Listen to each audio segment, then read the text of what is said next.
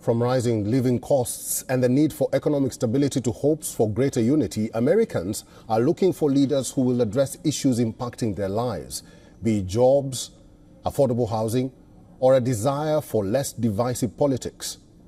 Here are some of their concerns. Separate whatever your opinion might be about him.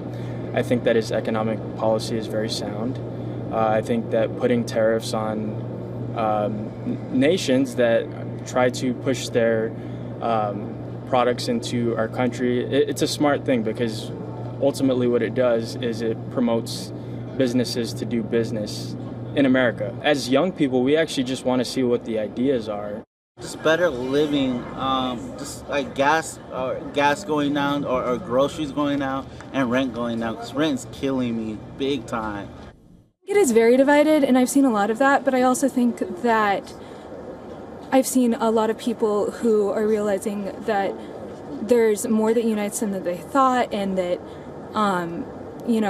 fundamentally they need the same things, and realizing that division is more or less something that's sort of imposed on people from, like, the political forces that it serves. So I just wish people, both Democrats and Republicans, work together and actually solve the problems that we actually are facing today, every day, instead of fighting between them. Let's now get a sense of the final days of election, or the general election to the United States. Our correspondents, Sidhan Sibol from Maryland and Susan Teherani from Times Square, New York, are joining us on this broadcast.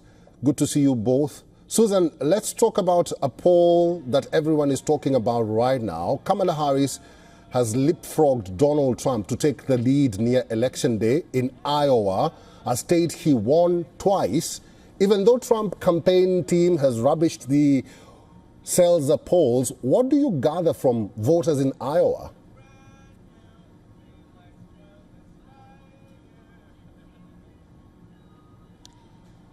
Yeah, that poll is making a lot of headlines, and just because some believe that it is an outlier, but others say that we'll have to wait and see whether or not this, because it's the only poll that really says this, especially coming out of Iowa. There is another poll out of Iowa, the Des Moines poll, which came out earlier and had the former president ahead.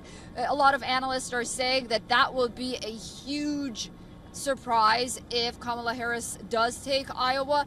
But then again, this specific poll, and I'm glad that you adhere to it, the reason it's making headlines is because it's not in line with every other poll that we've seen in the past week or so.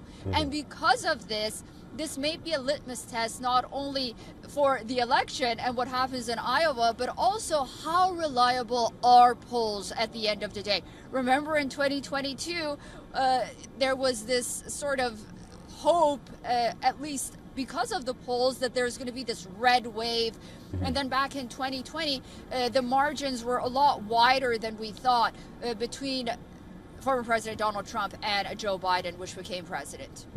Sidhan Sibol, what about you? What are the sentiments from voters in Maryland?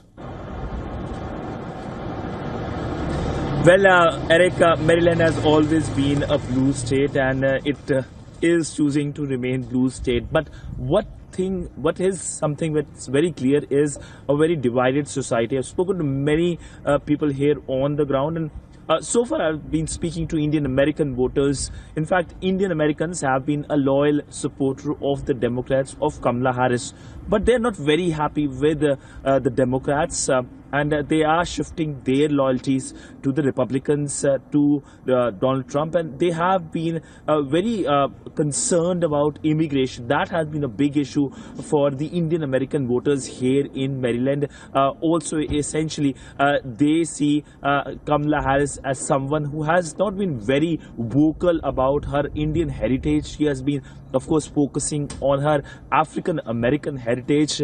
If she comes to power, she will be the first woman and first Indian ancestry president. But by and large, so far that hasn't been showcased when it comes to her campaign. Though the Democrats have been trying to woo the Indian voters with, of course, big ticket Diwali celebrations at the White House, where the US President Joe Biden talked about how Kamala Harris has the character, unlike the other guy, which he meant Donald Trump.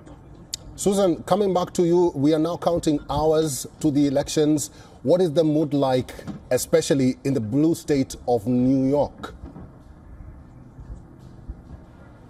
Yeah, the mood in New York is one of excitement, but I'll tell you, as Sidan alluded to, it's such a divisive society right now, not only in a blue state like New York, where Maryland, where Sidan is, or in Pennsylvania, where I was yesterday, but across the country as well. And when I say excited, both sides are hoping for this big win. And it's interesting, despite the margin of error polling that we're seeing, Democrats and Republicans both think that come November 5th, or whenever the outcome of the election is clear, there's going to be a landslide for their candidate of choice. As Sidan noted, the issue of economy and immigration is not only on the top of minds of Indian Americans, but also the people that we speak to.